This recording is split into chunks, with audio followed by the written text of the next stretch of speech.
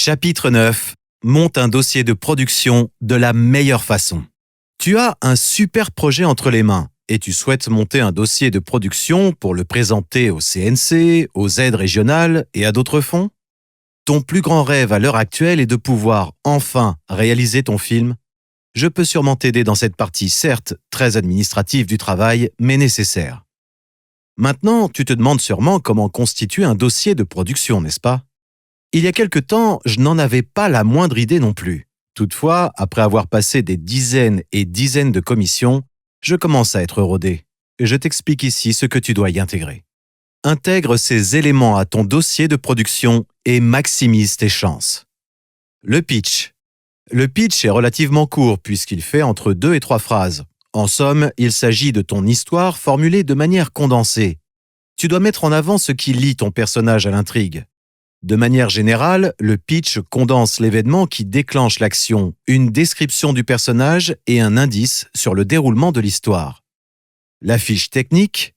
La fiche technique est un document d'1 ou 2 pages contenant, dans un premier temps, le titre du projet, mais aussi le genre de ton film et la durée du film, comme son support, HD, 16, 35, 2K, 4K, etc., et sa langue de tournage, mais aussi les informations sur l'auteur, bien entendu ton nom et prénom, comme ton adresse, mais aussi ton téléphone, comme ton email et ta nationalité, ainsi que ta date et lieu de naissance. Le synopsis. Le synopsis est souvent confondu avec la logline ou le pitch. En fait, le synopsis est un résumé de ton film dans son ensemble. En l'occurrence, il s'agit de montrer les mouvements dramatiques de ton projet, comme si tu racontais ton scénario du début à la fin à quelqu'un. Le principe, simplifier la tâche de ton lecteur, lui faire gagner du temps, car même si ça fait un peu mal de se l'avouer, peu de personnes prendront le temps de te lire, sauf ta maman, merci à elle. En lisant ton synopsis, ton lecteur aura une idée très précise et rapide de ton projet. Pour un court-métrage, compte 1 à 2 pages et pour un long-métrage, de 5 à 10 pages. Le scénario. Le scénario est aussi parfois appelé continuité dialoguée. Les dialogues et les descriptions y sont présents. Il s'agit du document le plus important de ton dossier. La note d'intention de l'auteur. Une note d'intention est un document faisant 1 à 2 pages expliquant clairement tes intentions. En d'autres termes, ce qui se cache derrière ton film. En quoi ce projet est-il important à tes yeux ? Mais surtout, quel message veux-tu transmettre à travers ton histoire ? Je t'expliquerai comment rédiger ta note d'intention un peu plus loin. La note d'intention du producteur. Moi aussi, j'ai été surpris la première fois que j'en ai entendu parler. En fait, le producteur doit aussi écrire une note d'intention, dans laquelle il explique pourquoi il a choisi de soutenir ce projet et cet auteur. De manière générale, le document fait 1 à 2 pages. Le CV du réalisateur. Comme pour un entretien d'embauche, une commission te demandera toujours ton curriculum vitae. Si tu as de l'expérience dans le milieu audiovisuel, c'est le moment de peaufiner le tien. Sois un fin stratège. N'indique pas nécessairement tes petits boulots de l'été 2010 et mets-toi en valeur dans ce domaine en particulier. Cependant, si tu n'as aucune expérience, ce n'est pas forcément un problème. Explique avant tout qui tu es. Si ton projet traite du thème du voyage et que tu as fait le tour du monde, c'est parfait. Le mood board. Le mood board est une planche de tes inspirations assemblées sous forme visuelle. Si les images peuvent provenir de photos personnelles, elles peuvent aussi être extraites de films ou de tableaux. Cherche des images illustrant ton projet et colle-les les unes à côté des autres. L'idée ? Montrer à quoi ressemblera ton film d'un point de vue visuel. Je t'explique un peu plus loin comment créer le tien. Ton éventuel casting. Le CNC te demandera le casting éventuel de ton projet, c'est-à-dire les comédiens que tu espères voir interpréter tes personnages. En effet, c'est un point important pour le vendre. Malheureusement, ce casting joue pour beaucoup dans l'obtention des aides. Effectivement, un contrat signé par Depardieu peut propulser ton projet, cela va de soi. Mais si tu n'as pas encore d'acteur pour ton projet, ne t'inquiète pas. Ces informations sont demandées dans certains concours, mais ce n'est pas automatique. Le plan de financement.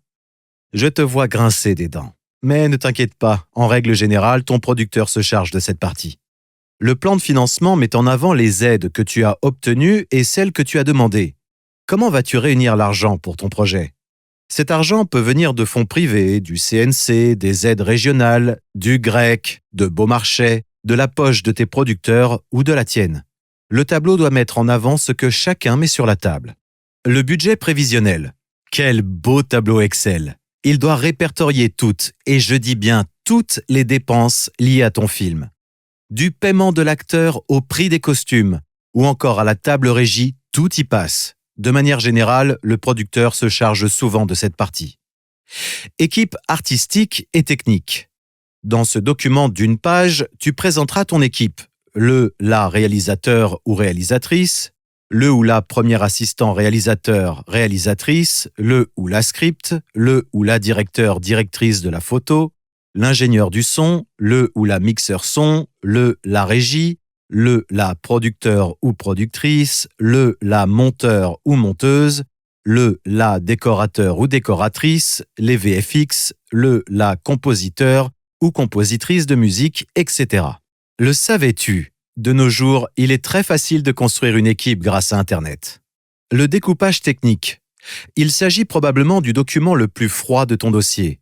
Si le scénario ne donne pas d'informations concernant les plans qui composent ton film, le découpage technique donne, lui, toutes les caractéristiques du cadre et du son. Ton scénario est littéralement découpé image par image dans un tableau. Tu donnes alors toutes les informations techniques liées au cadre, valeur de plan, durée du plan, focale, lumière. Ce document ne peut être réalisé qu'une fois l'écriture de ton scénario finalisé et avec l'aide de ton chef opérateur. Son intérêt? Avoir une vision claire du découpage de ton film en images, quantifier les moyens techniques à mettre en œuvre et mesurer la durée de chaque plan. Le storyboard. Présenté lui aussi sous forme de tableau, il permet de donner des indications quant au plan par le biais de dessins. Tu peux également ajouter quelques descriptions manuscrites pour expliciter les actions. Je ne te cache pas que c'est mon document préféré. Venant de l'univers du dessin, il est clairement l'exercice avec lequel je suis le plus à l'aise. Le storyboard a l'avantage de rendre le découpage plus vivant. Cependant, n'oublie pas que chaque commission a ses propres prérogatives. Certaines te demanderont le storyboard, d'autres non. Quoi qu'il en soit, respecte leurs demandes. Passe à l'action. À toi de jouer maintenant. Je sais que tout cela doit te paraître un peu fastidieux, mais en respectant ces règles, tu as des chances d'être lu sérieusement. Ça en vaut la peine, non? Comment écrire une note d'intention et défendre ton projet comme un lion? Ma première note d'intention était catastrophique. Je n'en avais absolument pas compris l'intérêt. Pire encore, je l'avais rédigée pour faire pro et faire plaisir. Or, on ne rédige pas une note d'intention pour faire plaisir. On écrit une note d'intention pour appuyer son film et avant tout pour s'aider soi-même. Qu'est-ce qu'une note d'intention? Une note d'intention est un document d'une longueur d'1 à 2 pages expliquant clairement tes intentions. En d'autres termes, ce qui se cache derrière ton scénario. Le scénario est la surface de l'histoire. La note d'intention explique la partie immergée de l'iceberg. Pourquoi écrire une note d'intention? Souvent perçue comme inutile et laborieuse, la note d'intention est essentielle dans ton processus d'écriture. D'un côté pour mieux prendre du recul sur ton histoire, de l'autre pour définir clairement ses enjeux. Elle te servira de guide lors de l'écriture, mais aussi pour donner envie de lire les centaines de pages de ton projet et pour le vendre. Pourquoi ne veux-tu pas écrire de note d'intention? La note d'intention, c'est un peu l'étape du feu et on a souvent tendance à éviter le plus possible ce genre de tâche. Souviens-toi de la résistance dont parle Pressfield. Tu penses peut-être comme moi au départ que la note d'intention, ça sert à rien. Que de toute façon, tu sais ce que tu veux. Que tes lecteurs liront bien le scénario de toute façon. Eh bien, permets-moi de te dire que tu as tort. Car d'une part, la note d'intention sert à ton lecteur à mieux comprendre tes intentions, à percevoir de manière très claire l'essence de ton projet. D'autre part, la note d'intention t'aidera, toi, à mieux comprendre ton projet et à en tirer le maximum. Ne brûle pas cette étape en concentrant toute ton énergie sur ton scénario. La note d'intention est aussi importante et elle peut faire toute la différence dans une commission. À quelle question doit-on répondre dans cette note d'intention? Ta note d'intention doit répondre aux questions suivantes. Que raconte l'histoire? Qui es-tu? Pourquoi veux-tu personnellement réaliser cette histoire?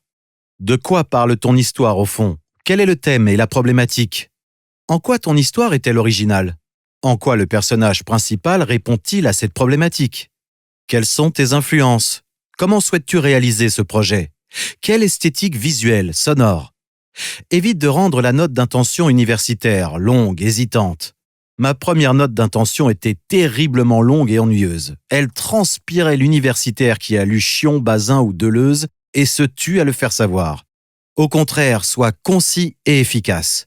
Tu dois donner l'impression d'avoir sous la main un projet unique, précis, personnel et solide. Le plan très simple pour écrire une note d'intention efficace. Bien que différente pour chaque projet, la note d'intention suit tout de même une certaine logique. Si tu ne sais pas par où commencer, suis ce plan par défaut. Tu pourras toujours revenir dessus par la suite pour l'affiner. Il n'existe aucun plan miracle. La note d'intention est un élément complexe. Réponds dans l'ordre à ces questions. Qui es-tu? Quel est le thème de ton histoire? De quoi parle ton film? Pourquoi avoir voulu raconter cette histoire et pas une autre? En quoi le personnage de cette histoire traite de manière pertinente le sujet? En quoi ton traitement formel est original et pertinent? Quelles sont tes influences? Enfin, conclus sur un message important. 3 questions fondamentales auxquelles répondre dans ta note d'intention. Je t'ai donné plus haut le plan possible d'une note d'intention. Peut-être qu'il ne te conviendra pas parfaitement et tu l'adapteras. Mais s'il n'y avait que 3 questions auxquelles répondre pour convaincre une commission, ce serait celle-ci. Pourquoi faire ce film? Pourquoi tu dois, toi, faire ce film? Pourquoi le faire de la manière dont tu souhaites le traiter? La singularité du point de vue. Ta note d'intention doit démontrer la singularité de ton point de vue. Après tout, pourquoi toi et pas un autre? Tu dois montrer que tu veux faire ce film. Tu dois ressentir une nécessité à réaliser ce film. Il y a une pensée spécifique du cinéma. Après tout, tu veux faire un film et pas un livre ou une BD. Tu dois convaincre ton lecteur qu'il y a bien un film intéressant caché derrière ton scénario. Le meilleur conseil que j'ai reçu pour la rédaction d'une note d'intention. Sois honnête et authentique, c'est un impératif. La note d'intention doit te ressembler et être la plus honnête possible, aussi bien en parlant de ton projet que de toi. Quand j'ai déposé mon premier dossier au CNC avec cette note d'intention absolument pompeuse, très éloignée de ce qu'il fallait faire, j'avais au moins le mérite d'être honnête. J'étais alors en master de recherche cinématographique et comme un bon universitaire, j'étais ennuyeux à en mourir. Toute réflexion faite, c'est la seule véritable règle. Sois authentique, sincère. Tous les autres conseils sont seulement des pistes. Lâche prise.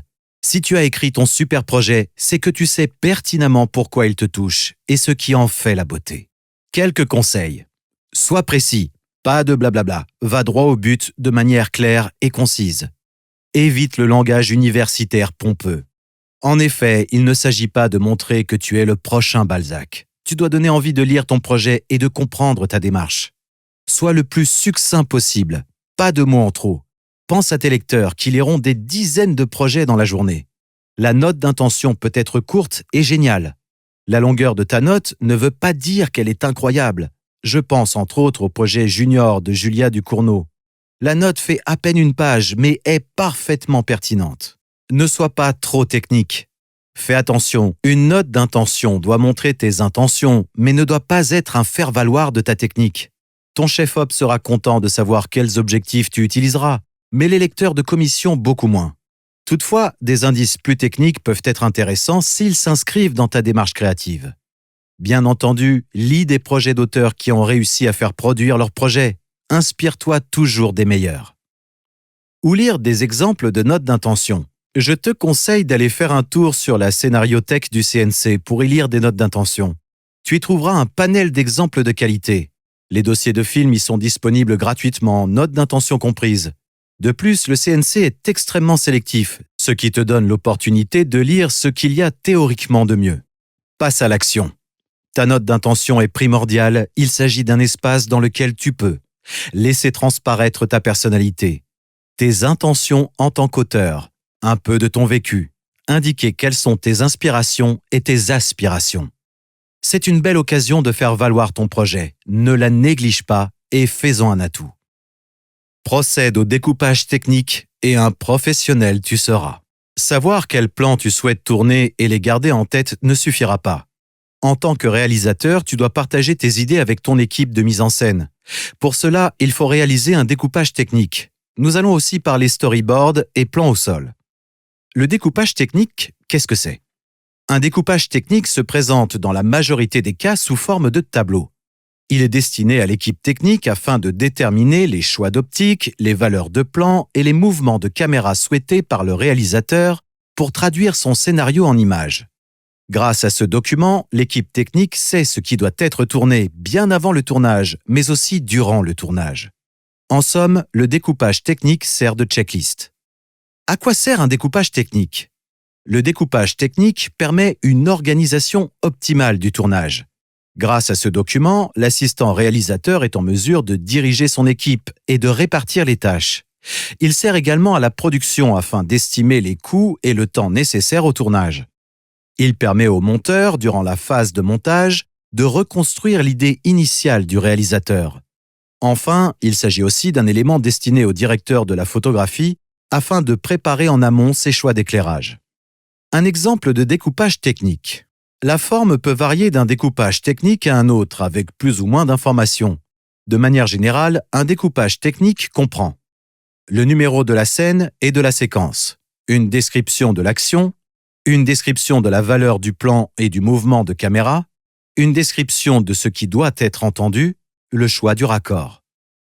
Découpage technique et storyboard. Découpage technique et storyboard peuvent fonctionner de pair, mais l'un ne peut remplacer l'autre. Le découpage technique, plus austère, est un document pratique.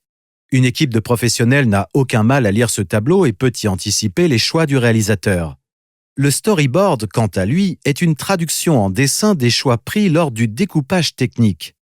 Si pour un auteur le storyboard est plus parlant, les techniciens préféreront, eux, connaître les choix d'optique plutôt que de tenter de les deviner à l'aide du storyboard.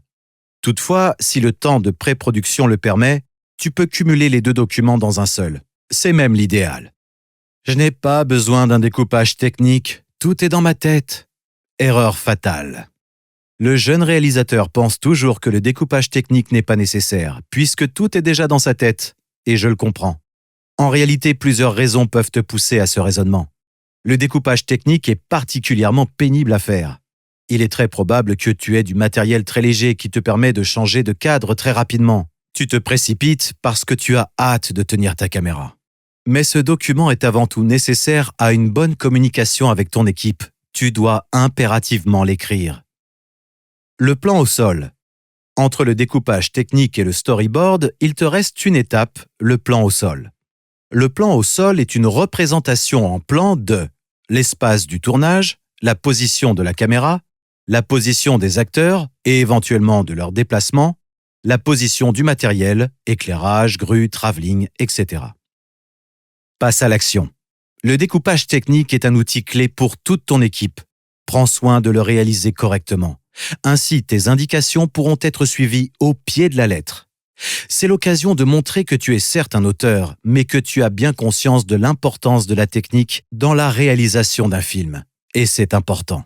Cela te donne de la crédibilité et te positionne comme un auteur à la mentalité professionnelle, pas d'amateurisme. Comment créer un storyboard et aider toute l'équipe de tournage?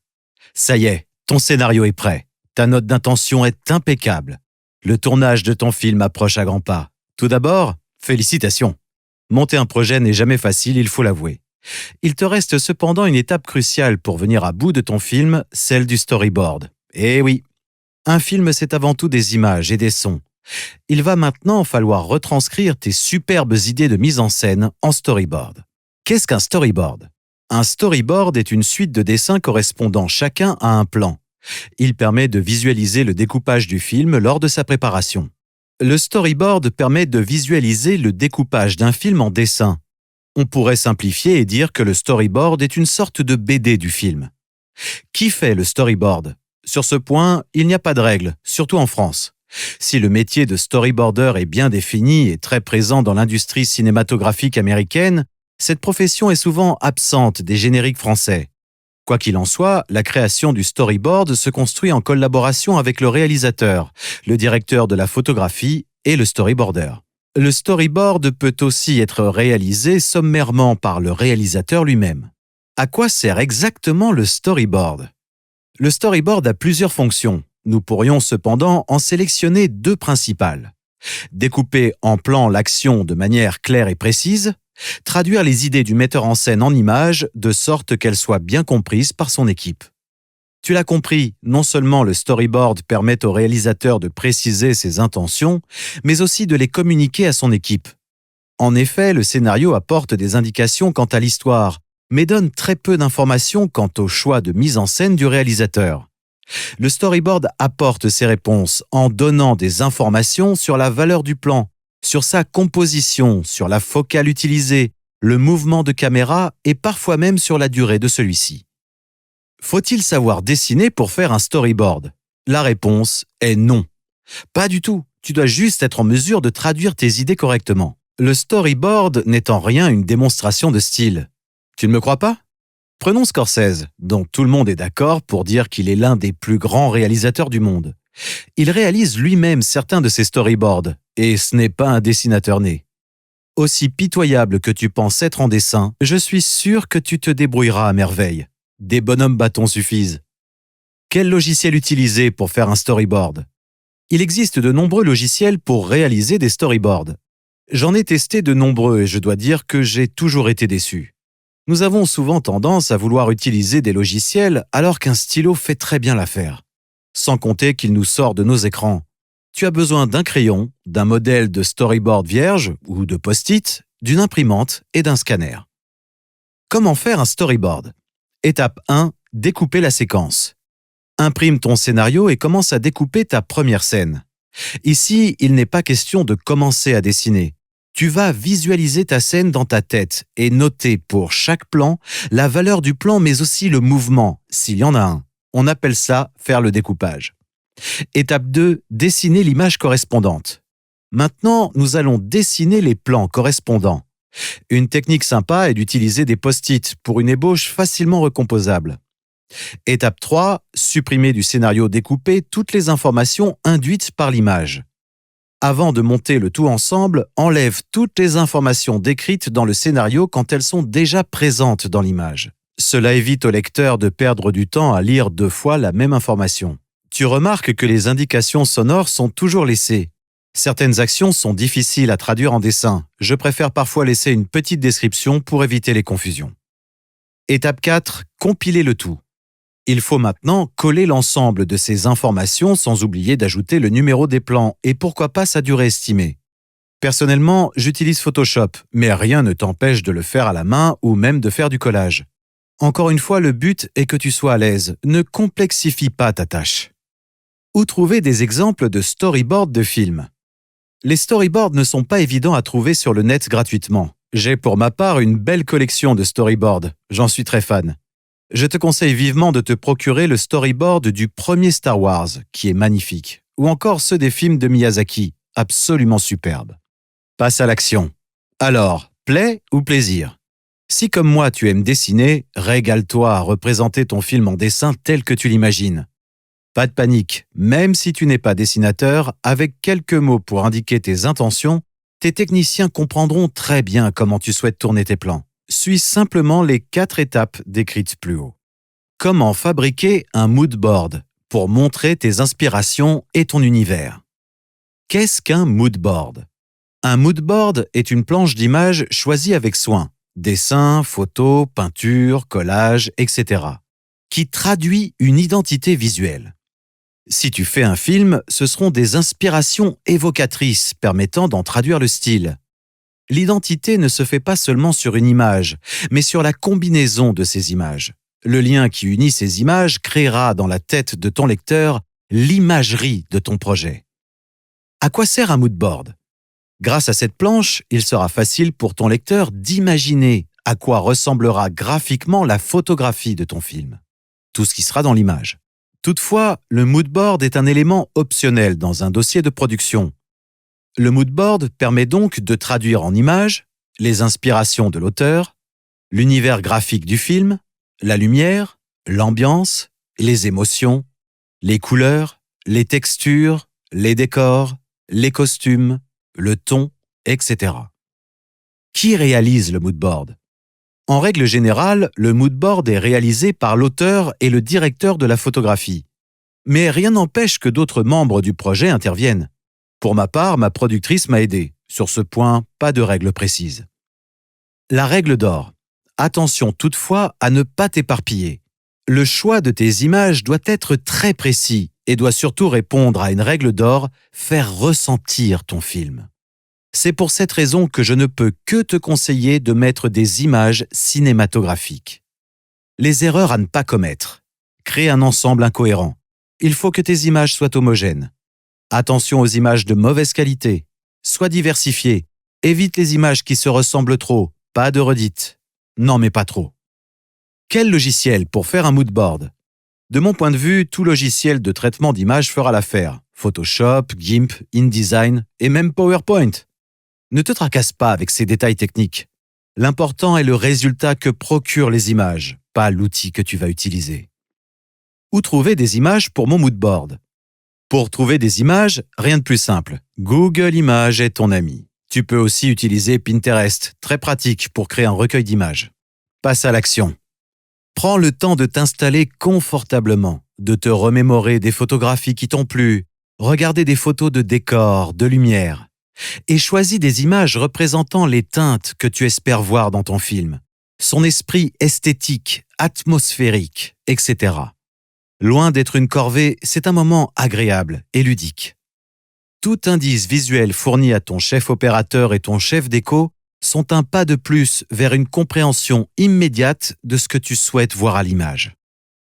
Comment protéger ton scénario ou projet de film avec ClickDepot et te sentir rassuré? Tu as peur de te faire voler tes idées, hein? Même si je suis du genre à faire confiance à tout le monde, je crains que ce ne soit toi qui aies raison. À l'heure du numérique et de la large diffusion des œuvres en ligne, les risques de plagiat et de contrefaçon augmentent. Si tu es auteur, graphiste, artiste, architecte, designer, vidéaste du net, photographe, compositrice, universitaire, créateur de jeux vidéo, développeur, directeur artistique, dessinateur industriel, ingénieur, concepteur web, tu es concerné par ClickDepot. En associant à une date donnée le nom du créateur et son œuvre, ClickDepot permet, en cas de litige, de soumettre à l'appréciation des juges un début de preuve attestant de l'antériorité du document et de l'identité de son auteur ou autrice. Comment le dépôt numérique protège la création? Après une inscription sur la plateforme ClickDepot et la création d'un compte sécurisé, le créateur dépose son fichier qui est numériquement horodaté, scellé et archivé sur le serveur. La taille maximale du fichier est de 100 mégas et il est recommandé d'utiliser les navigateurs Mozilla et Chrome. De plus, en cas de perte du fichier, le déposant peut à tout moment télécharger une copie de son document via son espace privé. Quel document protéger? Toute œuvre achevée ou tout projet en cours de réalisation, dans tous les domaines, peuvent être protégés. Manuscrits de tout type, synopsis, scénarios, thèses universitaires, chansons, romans, et dessins, photographies, partitions musicales, plans d'architecture, business plans, jeux vidéo. Une procédure 100% sécurisée. Un identifiant et un mot de passe confidentiel pour accéder à ton compte. La validation de ton adresse mail pour activer ton compte. Le scellement électronique horodaté de ton dépôt. Le stockage de ton dépôt sur le serveur sécurisé chez un tiers de confiance. Un paiement électronique sécurisé. La confidentialité des données personnelles. Quel est le tarif d'un dépôt et d'un renouvellement? Le tarif du dépôt est de 18 € pour une personne physique et 60 € pour une personne morale. Le règlement est effectué par carte bancaire. Remarque, les titres, les idées et les concepts ne sont pas protégés par le droit d'auteur. Il est donc inutile de les déposer. La variante e-dépôt SACD. ClickDepot n'est pas la seule plateforme qui propose ce service. Je te recommande également le e-dépôt de la SACD. Le prix est similaire, compte une vingtaine d'euros par dépôt. Passe à l'action. Joue la carte de la tranquillité et protège ton scénario. Cela ne coûte que quelques euros. Ainsi, aucune personne mal intentionnée ne peut s'emparer et récolter les fruits de ton travail à ta place. Tu peux te défendre en justice. Cela paraît un peu méfiant, mais c'est le jeu, ma pauvre Lucette. Comment mettre en page ton scénario? Tout ce que tu dois savoir. Un scénario est un document codifié. Sa mise en page est normalisée à travers le monde. Ne te risque pas à une mise en page originale. Si tu ne veux pas que ton lecteur fasse une tête de 3 pieds de long, voici comment mettre en page ton scénario. La page de garde de ton scénario. Utilise toujours la même police que ton script. Seul le titre est en gras. Les numéros de page. En haut à droite, sergent. Fais commencer le décompte à la première page du script, c'est-à-dire sans compter la page de garde. Quelle police utiliser pour ton scénario? De manière générale, le scénariste utilisera Arial, Times New Roman ou Courrier pour écrire son scénario. Tu trouveras ces polices dans la plupart des logiciels de traitement de texte. Quelle taille de police? La taille de police peut varier de 12 à 14. La grande majorité des auteurs utilisent la taille 12. Quelle interligne? Pour faciliter la lecture, l'interligne d'un scénario est standard, 1 ou 1,5. Pourquoi ne pas utiliser d'autres polices et règles de présentation? D'une part, les polices fantaisistes peuvent gêner la lecture de ton scénario. D'autre part, le format permet une normalisation du temps par page. Avec ce format, une page égale 1 minute de film. C'est pratique, non? Mais libre à toi de faire autrement, même si je te le déconseille. L'en-tête.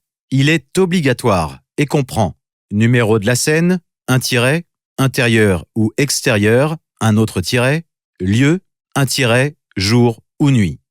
Rédige cette en-tête au-dessus de chacune de tes séquences. L'en-tête permet donc de situer ta scène dans le temps et dans l'espace. Il doit toujours être en majuscule et en gras. Note, ne donne pas de titre à ta scène. Les descriptions narratives ou actions. Lorsqu'un personnage fait quelque chose ou qu'un événement se produit, tu dois décrire ce moment. Décris ce que l'on voit et ce que l'on entend. Ne décris surtout pas les pensées du personnage. On ne doit jamais lire « Patrick pensait à Jessica ». Un scénario s'écrit en langage visuel. Tu ne rédiges pas un roman. Et même dans un roman, on évite le plus possible. Écris les actions au présent. Sois clair et évite les effets de style. Tu dois faire en sorte que le lecteur comprenne parfaitement ce qu'il se passe. Note. Quand tu introduis un personnage, il est assez commun d'ajouter son âge entre parenthèses et sa description physique. Par exemple ici, Patrick, entre parenthèses 55, blond, virgule, les yeux clairs, virgule, taille et corpulence moyenne, virgule, marche en roulant des mécaniques. Les dialogues. Le nom du personnage qui parle est noté en gras, en majuscule et centré. Les didascalies, ou indications de ton, d'humeur et de comportement, doivent être en italique et centré. Le dialogue est centré, sans majuscule ni italique. Note. Tu n'es pas obligé de mettre des didascalies à chaque dialogue. C'est un plus dans la compréhension, mais elles gênent la lecture quand elles sont trop présentes. De même, évite les évidences. Comme dans le roman, si ton personnage lance une insulte, inutile de préciser qu'il est fâché.